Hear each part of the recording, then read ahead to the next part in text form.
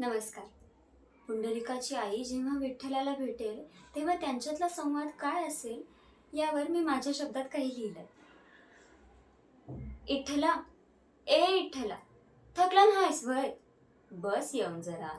माझ्या पायी 28 युग राहिलास ना वय इठेवर उभा.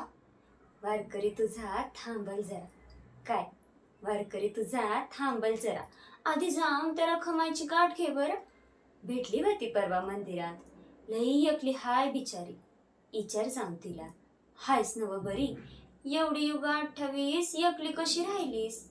काळ गेला एवढा पण तू हार नाही मानलीस. उभी राहिलीस तूही 28 युग माझ्या प्रेमापोटी. त्रास तूही भोगलीस पण खंत नव्हती तुला कधी.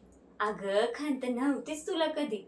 शेवटी मी पांडुरंग, भक्तांची माऊली मी, पण तुझा मात्र श्रीरंग.